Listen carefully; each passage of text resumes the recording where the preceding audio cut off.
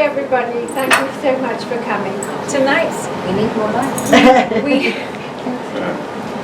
We just need a bit more light. yeah, we are departing somewhat from our usual format for the fireside chats, in that David is going to give a presentation, which the start of which you can see. But we thought that although he lives partly in Hong Kong, not all, he works in China, was born in Japan, so he doesn't quite fit the profile for our fireside chats in that he doesn't have the same nexus with the Jewish community. But his story is fascinating and it's too good not to record. So we thought we needed it on record, and we thought everybody would enjoy it as much as I think we will as well. In addition, I wanted to thank Alan for introducing us to him. I don't think we would have met him otherwise. And also to tell you that our next fireside chat, which is at the end of the month, on the 29th or 28th, of May, goes back to the normal format and will be fascinating. We've got two homegrown artists who Sharon is going to interview, and they will present their art in the form of slideshows. And the history of how they got here and what they do. So a slightly more modern twist to our normal fireside chats, but I think equally fascinating, I'm sure. So we hope you come to that. And I will introduce you to David. And David's very happy to take questions while he's presenting. So if you've got something you want to ask, please don't feel shy and go ahead and ask him. Right? Yes, Okay, absolutely. David. This should be a discussion rather than more of a presentation. So I like the concept, fireside chat. That sounds good, but there's no fire. But anyway, we'll have the chat. And so actually, the math is a little wrong. It's actually 95 years in Asia. But my family has been living and working in Asia. Can everyone hear me? I don't know if this is Use the mic. Okay. Testing. Is it on? Okay, good. So my family's been living and working in Asia for 94 years. The gentleman on the left is my grandfather in Tianjin. That's another shot of him. As you see, it says here 1922 on the photograph. There he is in his office in Tianjin, and in a rickshaw in Tianjin. And there's my dad with my grandfather. He joined the Furbis. Yes? I'm already going to interrupt you. Could you pick up the microphone? That way you can, Okay. otherwise I don't think people in the back. Okay. Yeah, I didn't want to force it. Yeah. Guys have that tendency. I can hear you fine because I'm right up front. They break things, but, okay. That's good. About this far from your mouth. Is this, okay? Too far. Is it Too far. Too far. Yeah, that's Good. Okay. Perfect. Okay. I'm not good at karaoke. Well, we can do that later. Okay. Good. Nobody wants that. It's interactive, we don't have to be. Yeah, that's And so that's my dad and my grandfather in Shanghai. Oh, is that a pointer? it's for the Oh, okay. I try to turn. Okay. This isn't bad. It's okay? The next shot is my wife, my three daughters. I have three lovely daughters. And I'll talk about all this stuff in a little more depth. There, I am at the Bookazine stores. I have developed a second career as an author. My first career is as a corporate architect. And talk about a little bit about that. And that's myself with Skylar, my dog, in Discovery Bay.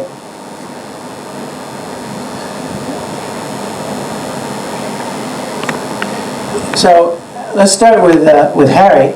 And one of the interesting things for me in this is that I've been able to find all these sort of old documents. And the old documents just don't tell the story of my family. They kind of tell the backdrop of history of what's going on.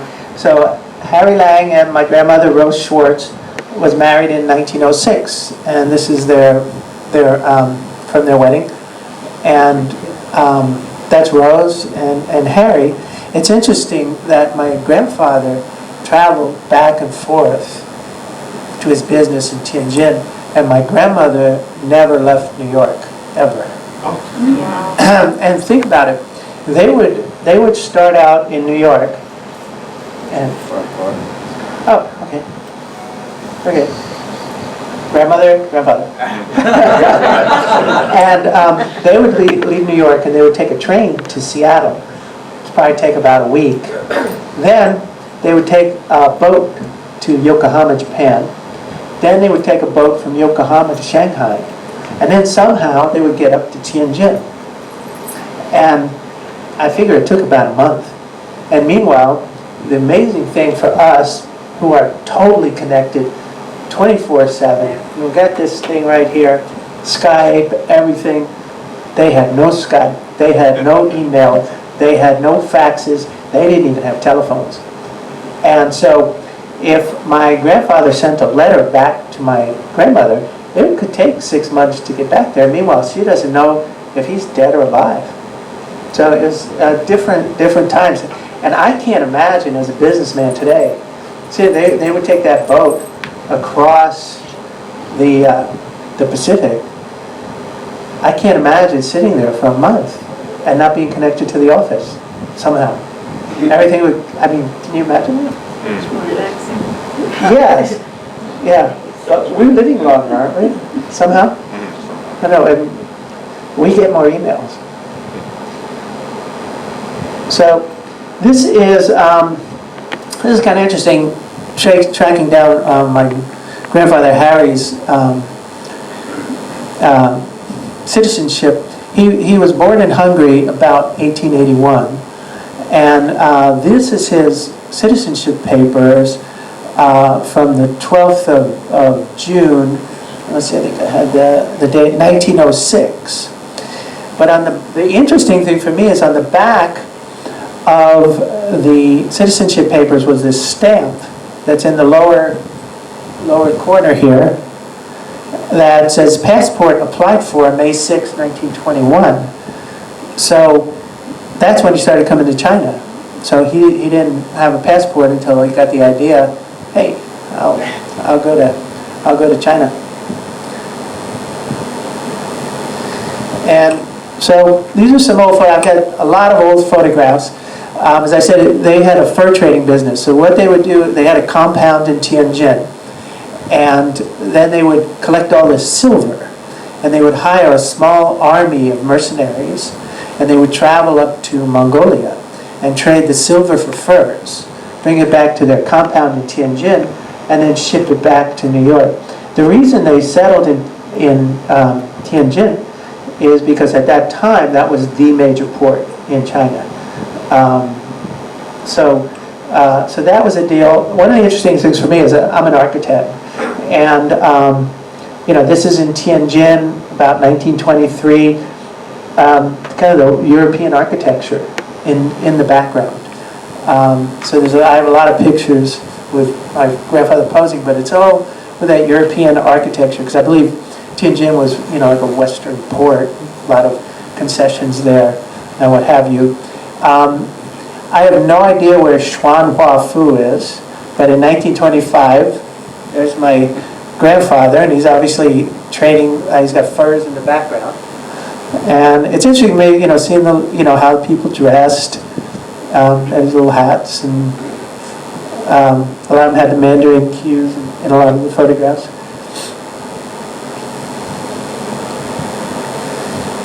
Here's some more photos. They looked kind of a high style. I mean, they were living pretty good. This picture really interests me. I believe, I'm not sure, maybe somebody can recognize the uniforms, but I'm not sure if they're communists or whatever. These are Chinese military guys about, at the time, Mao was fighting the communists. So I'm not sure what army this is, but these are definitely Chinese military guys. And that's my grandfather in the rickshaw. And they went to the horse races, racetrack. With his brother? No, he didn't have a brother. So I do have a lot of photographs with other people in it that I don't know who they are. And in some places they were even written in the names, and but I've never been able to find the families of those people. Right here today, I had the most interesting thing happen just about 15 minutes ago. Rob knows a contemporary of my grandfather, a gentleman named Misha Horda. He was also a neighbor of ours in Japan. And then when he moved to LA, my dad and my mother and I used to go up and eat herring and caviar with him all the time. And I've never met anybody in later life that's known Misha. My dad and grandfather got out of China just as the Japanese were coming in 1937. Misha, who was considered a stateless person, he was born in Siberia. When he was 3, he came over the border to Harbin. Was put, and this is an amazing story, true story, I think. I mean, Misha and my dad were drinking a lot of vodka when I was hearing the story. But they put him in this community center building. There were about 200 stateless Jewish people. And this was the Japanese that put him in. And the Japanese said, if you become Chinese citizens, we'll let you go. You can leave. And Misha and half the people said, something's fishy, no, we're not going to do it. But half the people signed the papers, and became Chinese citizens. The Japanese instantly took them outside, put them up against a wall, and machine gunned them. So the newspapers said 100 Chinese citizens were killed today, and there wasn't a big furor as opposed to 100 foreigners. But anyway, Rob knows Misha, which is a thrill to me. In fact, Misha was. I'll talk to you a little bit later about how my career is evolving into being an author. Misha, in my first book, The Journal of Rabbi Levi Wang, Misha is one of the heroes in the story, that book. So I'm thrilled that Rob knew him. David, are your books fiction or nonfiction? My books are historical fiction. So the first book, I was going to talk about the books later on, but since you asked the question, I've evolved into this whole corporate lifestyle. I mean, I'm the vice president of design and construction for Walmart. Okay, so I found about 5 years ago that this is sucking the life out of me, this corporate world. I've got to do something creative, because when I was in college, I used to paint, I used to write, I was a very creative guy. And so about 5 years ago, I said, okay, what am I going to do? I got to do something. Am I going to paint? Am I going to write? Am I going to paint? Or am I going to write? So I decided that painting was messy. You have to clean your brushes, that kind of stuff. So I chose writing. And so I sat down to write, and I had no idea what I was going to write about. But all of a sudden, I just sat down at this computer right here, blah, blah, blah, blah, and I'm thinking that this first book was written by my Harry and Henry, my dad and grandfather, started as a muse. And it just came out and happened. My subsequent books are contemporary. They're thrillers set in Asia, in contemporary times. The first book was set in 1937. My grandfather was a hero, along with Misha. But they're accurate historical facts. And when I write contemporary, they're real places that I actually go to and whatever. But then I have the freedom of making up my own stuff, fiction and what have you. Before that, I tried writing a serious book on doing business in China as an expat, and I felt like my hands were tied. It was no fun. I got no satisfaction out of it. I'd much rather make up facts. You're the president. Is that Beijing? The wall town? Possibly, I don't know. There, I've seen a lot of walls in China, like in Chengdu and Chongqing and whatever. So it may very well be Beijing. They were in the north, so it could very well be. From the Forbidden City, or I don't think it's the Great Wall, but I don't know. I've got a lot of these mysterious photos, but it looks very similar to walls I've seen in as I say, like Chongqing.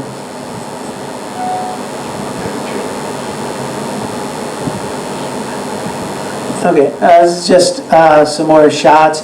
On the lower right-hand corner, they spent a lot of time in Japan also, and they had business associates in Japan. Once again, to me, the dress, the way the people looked, the feel of it is all very, very interesting. I think that style could kind of come back with those hats. I really like the hats.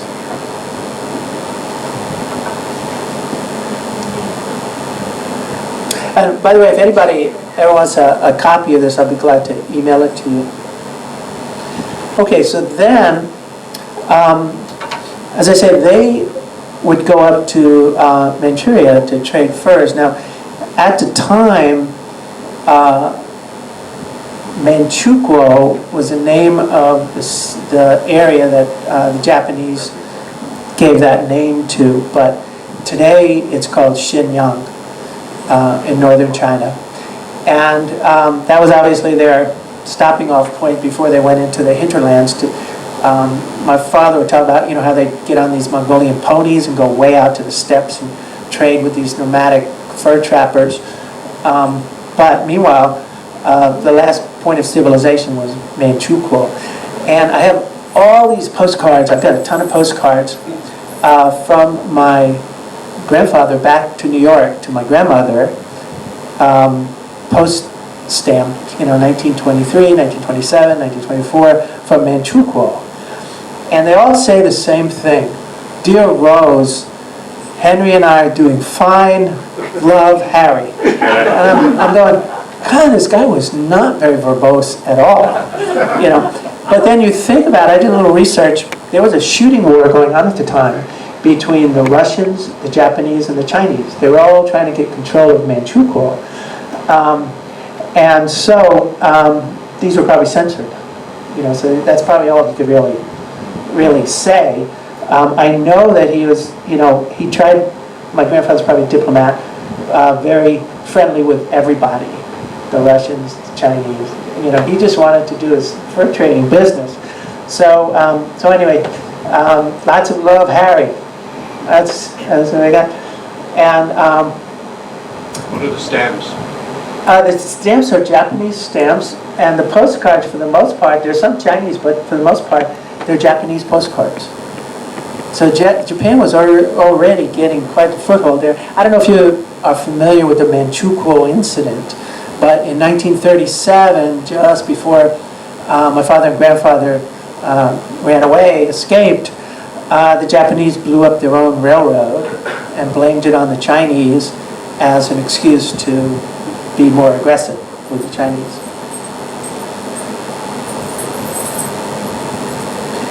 And this is kind of interesting. As I said, they would go from New York, they take a train to Seattle, and then they take a boat across the Pacific to Yokohama.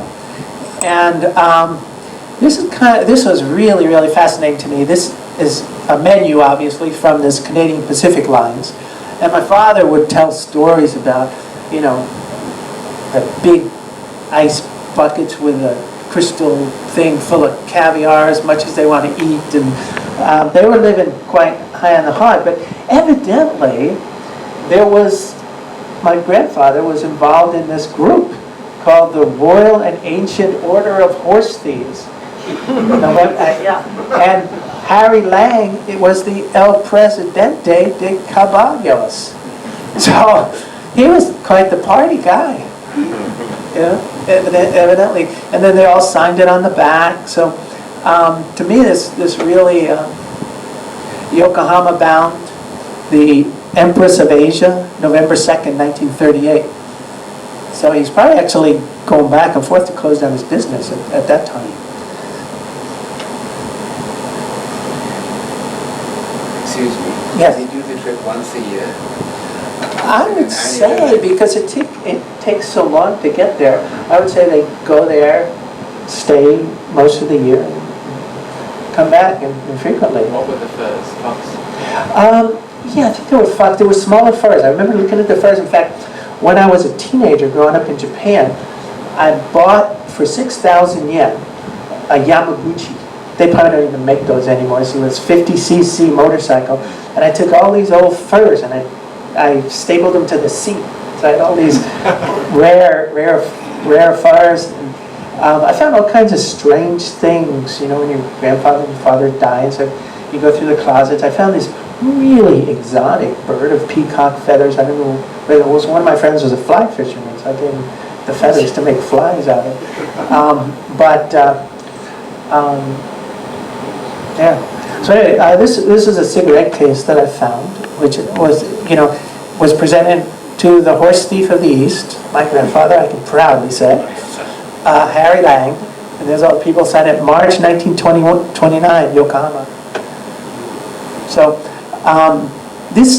the thing about these old documents, old artifacts like this, and everything, really personalizes you. I mean, my grandfather died fairly soon after I was born. I didn't really get a chance to know him. So, one of the things about these old documents is I feel like I'm getting to know my father and grandfather. And as I said, when I write now, I feel very connected, like they're the muse. This is interesting. As they're going back and forth across the Pacific, evidently they ran into this gentleman, Tokugawa I think that's Giyasato. I tried to look up, Tokugawas were from that, ruling family in Japan. I tried to look up the name. There was evidently a lot of Tokugawas. And currently, they're just like salarymen in Japan. I mean, they're not, but at any rate, at this time, he was a big deal. And my grandfather gave him a gift of a cigarette case. And so he wrote this thank you letter, both in English and in Japanese, 1931. So that's kind of an interesting part of history. And hello. Yeah. Okay, good. This is from the Consulate General of Japan in 1936. So what happened was, there are a bunch of Japanese policemen, they're taken over up there in Tianjin, and a bunch of Chinese rebels or insurgents or whatever killed a bunch of Japanese police officers in front of my grandfather's compound.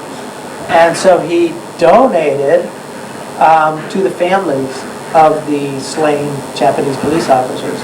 So this is a thank you letter from the Consul General thanking him for his generosity. I think he gave him like 100 yen each, which not too much today, but in those days it was a bigger deal. So once again, I think in seeing all this stuff, I think my grandfather was quite the gregarious diplomat, trying to make everybody happy so he could continue to do business in these pretty warlike times. So my dad graduated in 1934 from the University of Pennsylvania, and as soon as he graduated, he joined my grandfather in Tianjin. That picture of them is in Shanghai. You notice each generation gets a little taller. And that's my dad at Coney Island, and my grandmother.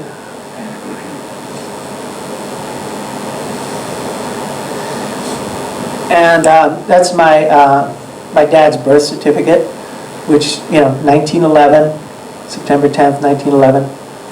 So it's always interesting finding these all these old father's age. So my grandfather was 31, which probably in those days was probably a little older. And this is from my dad's bar mitzvah. And 1924, September 20th, 1924. And we just saw from the birth certificate, his birthday was September 21st. But this really surprised me. I've got the whole speech. I mean, today, 14 years old, you write the speech on your computer. And you can email it. But this was all handwritten. And reading through the whole thing, I always thought, just between us in this room, that my dad was a little bit on the prejudiced side. I've heard him say some crazy, but this, when he gets into the meat of this, it's all about the way that black people are treated bad in America and how horrible that is. I'm like, Dad, that's you? I can't believe that. But once again, they ate pretty good in those days. The food sounds quite good. What is that? What is what? Font they chose. It's the menu. That's It's a a, many, it's a Gothic font. yeah, I'm sorry? It's a Gothic font. Yeah, Very hard to yeah. read. It doesn't look Jewish, does it? French, no. Yeah, it was at the Savigny. Anyway. David, what was their name? Obviously wasn't Lang. What was their name? Oh, in Hungary. I'm not sure. I think my dad said once it was Langinsky. I suspect that my grandfather came in through Ellis Island. And if you came into Ellis Island, if you had a little bit of a long name, they go, oh, you're Lang. You know. But I'm really not sure. It's chicken soup noodle. It says it. Yeah. Oh, chicken soup noodle. Salmon, yeah. Chicken soup noodle. And croquette surprise. It looks like, is that Parisian potatoes? Stuffed broilers, croquette surprise, French something, and salad. French pastry. My dad liked to eat, I will tell you that. As we all do. Okay, so my dad, once they came back from China, they closed the business down in Tianjin. My dad immediately signed up and became an airman, and was sent to Europe despite his intimate knowledge of Asia. And from what he told me, he was like a bombardier sort of thing. And the thing is that he was prevented from getting a driver's license because of his bad eyesight. So I'm really wondering about, the friendly fire casualties. but anyway, he served proudly, and that's one of the interesting things. When you're a kid, do you know how big your dad is? I mean, he's big or small. You don't really know. And then when you're an adult, then they're smaller than you, and then when you're a kid, they're bigger than you. But I can tell here he was 5'9". So 5'9" high from his discharge papers. At his prime, there he is. He was quite old to be drafted. He was 31 when he was drafted. He wasn't drafted. He signed up. Oh, he signed up. Those were different eras. Yeah. I could see something. Me signed up. First of all, I'm not American. Yeah, I have an interesting thing because I grew up in Japan, and when I applied for the draft board and Social Security, because in my era, at my age, we had a draft to send people to the Vietnam War. And my draft card came back based in Tokyo. So they thought I was like a Japanese guy. And so they would have gone through all the people in America first before they got to the foreign guys. Okay, we're desperate. Take that guy from Tokyo. So I missed the Vietnam War, thank God. So as soon as my dad got back, he married Sarah Gurovitz. Yes. Family name? Actually, my grandmother was Sarah Gurevich, which is Now, another spelling of that. Let me tell you the story of the Gurovitz name. Yeah. My grandfather, on my mother's side, was a tailor in Russia, in Kiev. And he was deathly afraid of horses. And they decided that he was going to put him in the Cossacks. And the name at the time was Kazdan. And so Samuel bought papers from a gentleman named Gurovitz. And so then he had one daughter at the time, she's my Aunt Dottie. They escaped to France, and my mother was born in Paris. Then when she was about 3 years old, they had started to persecute Jews in Paris, and then they went to America. What year? Let's see, she was born in 1911, 12, 13, 14, about 1915. They went to America. But anyway, that's the story of the Gurovitz name, so maybe your relatives sold the papers to my relatives. Yeah. Sounds about right. Now, this to me is the most fascinating slide of the whole thing. I was like blown away. That's my mother's birth certificate in Paris. And they have the address of where she was born, where they were living when she was born. And then through the magic of Google Earth, that's where my grandparents were living when my mother was born in Paris. Yes? As an architect, being that building is old enough to be the same building? Yeah, I mean, 1911. Oh, yeah. For sure, it's a houseman building. Oh, yeah, I would think so, easily, yeah. Explanation. Anyway, it's like retracing the steps of history and feeling like, you're there. So this is, so it was very, very exciting to me. Okay, and then evidently my mother never became a U.S. citizen until after she married Henry. And I think the only reason, I think it wasn't as wound down as tight in those days, because they honeymooned in Shanghai, so she needed to get a passport. So, okay, I'll become a citizen. So, but anyway, yeah, so she became a citizen after marrying my dad. And these are just this is me. I was born in Brooklyn, New York. I was cute. I was a cute little kid. A cute kid. There I am with my Airedale, right over here. Which, totally aside, I think dogs are very important for children. I was an only child, and, to run around, we lived at the time in Higashi Kogane. No, that was Ashiyagawa. Is in the Rokko Mountains near Kobe. And, the dog was really important to me. But anyway, that was my beginnings. Was that Maple Street in Brooklyn? Yeah, The previous slide, there was. oh, absolutely, because that's a real memory for me, because I used to visit my grandparents in Maple Street in Brooklyn, and I remember the smell of the building. It was a brick building.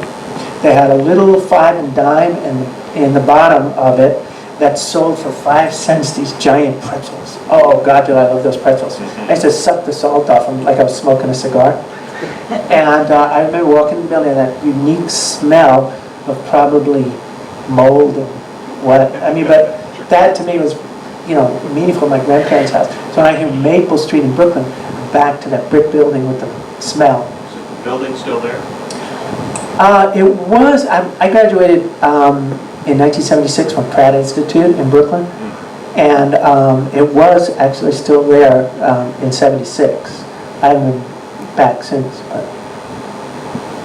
it's interesting. A few years ago, I went back to where we used to live in Japan, and in Tokyo we used to live in Azabu Heights, and we lived in a 4-story building. It's right down from the American Embassy, and now it's a 40-story building. That is gone.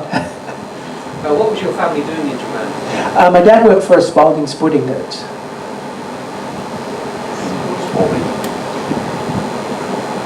Okay, I threw in this slide also, if you know me, like I've been involved in the martial arts since 1969. And I started out at Kodokan in Tokyo. I went into Shotokan Karate. Later in life, I went into Taekwondo, second degree black belt. I've done Muay Thai. Now I've got a knee replacement for my last stuff. So now I just do Western style boxing. But it was very instrumental for me in my life. Besides the Airedale, martial arts also was very, very important to me. As I grew up, and I thought these pictures also like from 1969, what we were all doing in 1969. And look at, I was a skinny little kid. And these are my 3 daughters and my wife. This is in Bangkok, I believe. Come out to visit. My youngest daughter, Michelle, actually worked in Hong Kong for a few years. But it's funny here, she was having trouble getting a real good job because there was discrimination about getting a work visa for people who weren't locals. And it was very real. In fact, the immigration people told me, no, we're denying you your work visa because we want to have a local. Okay. What kind of work? She had just graduated with a degree, and she got she had 3 job offers actually. project management, marketing, and she was denied a work visa each time. So she went to LA and she got a really good job. She was working for she loves LA, and she is working for, I'm so old I don't even know what it is that she does. It's like internet marketing stuff, God knows. And it was started by ex-Google CEOs or something. So it's who knows what she does, but she loves it. And yeah, she was just out here visiting me for the home. She comes out, we go to the Hong Kong Sevens every year. So she's out here with 4 of her girlfriends. I couldn't keep up with them. That's amazing. And then as I mentioned to some of you, and I know there's some authors also in, I'm sort of evolved into that kind of second career.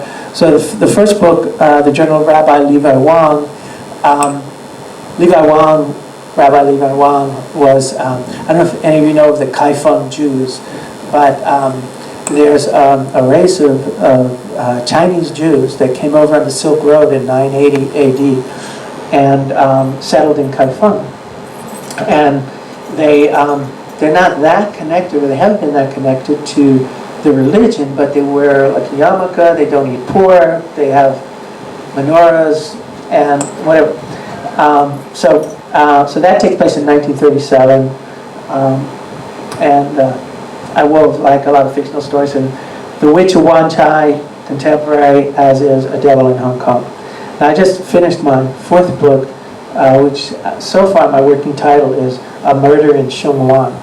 But I'm still trying to kind of. Hey David, was there any attempt after the war to revive the business in China? No. In fact, China became very closed, especially during the Cultural Revolution. I'm thinking more the 40s, because you mentioned that your parents honeymooned in Shanghai. There were about 3-4 years there before. Yeah, that's right. I don't think so. Because I came along in 51, so I don't know. But yes, in my whole entire life, the closest we got was when we were living in Japan, we visit Hong Kong occasionally. But I don't think my dad ever went back to China. What was the interaction of your family with the local Jewish communities, and did you or your family speak any local language? Well, that's a very good question. Well, the second part of it is. The first part, I'm not sure, but I know a lot of my dad and grandfather's friends were Jewish, so I'm sure that there was a lot of interaction there. The second part of the question is really interesting because I speak Mandarin, I speak Japanese fairly well. My father and grandfather in that era thought that learning the language, at least for him, and that was not important. So the interaction with the locals, what I think was, the way I'm reading it, was an unequal interaction. Like we're educated, I'm reading a lot into it, but just knowing them. They never bothered to learn one word. And then my father took French in college, so if he did try to say something in Japanese, no one would understand him. I always have to interpret for it. Adapt. Yes? Could you tell us about Siberian fur? I mean, they have a store in Hong Kong. I've seen photos of their store in Shanghai. Are they particularly big fur? I've never heard of them. No, I've never followed the fur business. In fact, my wife, only one, my wife and daughters, 3 of those, would be appalled at the whole business of furs.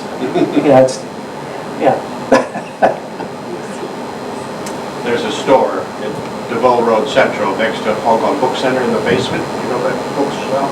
No. It's called Siberia. Next to Worldwide House. That I know. Okay, next to that, there's a Siberian fur store, but I believe it's Chinese, so Chinese family owns it. Oh, okay. But I think originally it was Jewish. I don't know. I have no idea. It's been here for a long time. Yeah. We did Gary and I passed the one yesterday. We went to Spring Deer for dinner, opposite on the corner of Moody Road and Aiken Road. Yeah. Siberian Post. I've been there as long as I can remember either, so I have 2 friends. So we'll take you there and introduce. Yeah, like I said, it's politically incorrect now. Oh, yeah. Yes. In Tianjin, in those old days, do you know, was there a Jewish community? Oh, I'm sure there was. I'm sure there was. You know, once again, with Misha and my grandfather and my dad, you know, especially my dad and Misha would tell stories about, you know, sitting around a table. I remember one story, there was like an unlucky number of people that were going to go to dinner sitting around a table. So my grandfather brought out the vodka, and they kept drinking and drinking and drinking until one guy passed out, and then they had the right number. But I got the impression these are all Jewish people, you know, in the names that they're saying, you know, oh, Silverstein finally hit that went into dinner. Yeah, there actually was a Tianjin Jewish school, which both my parents went to. Oh, so great. I think the community was a fairly sizable community at one point. It was the major port. 10,000. Yeah, about 10,000. Wow, yeah. 10,000 Jews? Yeah. Russian. They had Russian. Yeah, almost all Russian. They had a Jewish bakery that's still there. Yeah. Yes, yeah. Oh, was it Jewish or German? There was a German bakery, and I've even got it in the Journal of Rabbi Levi Long, because my dad used to rave about it. You know, like if you're familiar with Japan, Ann Dinkins in Tokyo. Yeah. So he used to rave about this place, and it's evidently still there. It's very disappointing. run by Chinese now. I know think it would be, yeah. But in that era, my dad loved it. You know, they would focus in on these little things, especially like we do, little things of home. Yeah. Now, I noticed there was one document, I think the one from the Japanese Consul General, where it said Siegel and Wolf. Was that your grandfather's employer? Or? No, maybe it was the name of his company. I didn't notice that. That's very observant. Go I back. appreciate Go you. back. What's the name? Siegel and Wolf.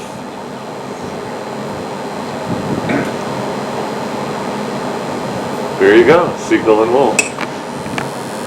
Where's the Siegel and Wolf? Under his name, Harry gosh. Wolf Incorporated. Yeah. I'm so glad you did. So that was the name of my grandfather's company. I didn't even know that. So who were Siegel and Wolf? Well, now that's something to research. Yeah, right. It's a new book there. Wow, yeah. Great. Oh, thank you for pointing that out. Maybe he worked for them. Yeah, or maybe Yeah. he worked for them, right. Maybe. I'm not sure. And how did he get into the fur business in the first place? I'm not sure of. I think he was a entrepreneurial guy. Jews, lots of Jews. Yes, it was Oh, very right. common. Oh, okay. And furs in those days were widely accepted. I mean, Yes, yes. no, Right. I got to tell you this funny story. It's a little bit off color, but my wife and I just cracked up because my dad was telling me. My dad told us this story when he was alive, and he said, "Oh, those Chinese, they always try to cheat you." You know, I was buying all these furs, and I think it was like weasel or mink or something like that, and evidently the male furs are more expensive than the female furs. They're better fur or something. I don't know what. So he said, "Yeah, I went into this factory and it's all these pelts, and I pick them up, and they had sewed the putzes on." So I didn't say anything. I just went and ripped each putz off, and I paid for female furs. And it was just hilarious. You see, the Chinese guys are going like, "Oh my God, what is this guy doing?" You know, they didn't sew them on. So funny. David, why has this research been important to you? It must have taken up a lot of time, so what have you gained from it? A connection. It's a connection. As I said, I didn't know my grandfather really too much at all because, you know, he died pretty soon after I was born. And, you know, we all have parents. And then years, you know, after they die, you say, "Oh, you know, I should have had a better connection. I should, you know, whatever." Because we're all involved in growing up, you know, I think. So this research helps me sort of connect with my past. Did you involve your parents in this process? No, but I involved my daughters. And my middle daughter, Alexis, actually assembled all this in a scrapbook. So I've got all these in a scrapbook, and thank goodness she did that. She had that. perseverance to put all this together. As a writer, you should write what you're telling us down. Is it written down somewhere? Well, I have my notes that I wrote for this meeting, but I didn't look at them. So, yeah, it's up here. You know, when my dad was alive, my wife kept saying, you should interview him, you know, because there's so many stories, you know, so many stories. Because it was a really kind of wild time of history. And they were real, you know, on the edge. Like I said, it was a shooting war going on here. And China in 1937 was a very dangerous place. Yeah, I'm sorry that I missed some of the opportunities to really chronicle some of this. Were you able to tap into any of the associations? I mean, I think, for instance, in the States, there's some sort of a association of Jews who formerly lived in China. Oh. And some of them, obviously, a lot have passed away, but there are some who are still alive. And they publish a booklet. That magazine. That magazine. Well, no, there's one in Israel that is Jews who lived in China, and they're still quite active. Teddy Pestinovich is actually running that today. But in the U.S., there is a group of some kind. I can try to find the name of it. Yeah, it's really thrilling to find some people that knew my grandfather. Yeah. Anyway. Like what Robert was saying, I plan on sending this to Teddy. Oh, great. But when I was in Israel 3 or 4 years ago and was talking to Teddy, I never realized that he could speak Japanese. And I said, how did you learn? Tianjin, speaking to the Kokutai, to the Japanese. He got friendly with the police going back and forth to school, so he learned Japanese. Well, actually, you know, Teddy was in that same school as my parents, and in those days, during the occupation, under Japanese occupation, you had to learn Japanese in school, and you could not pass from one grade to the next unless you passed your Japanese exam. So, you know, they all learned Japanese. Hey, ladies and gentlemen, unless any of you have any more questions for David, David, thank you so much.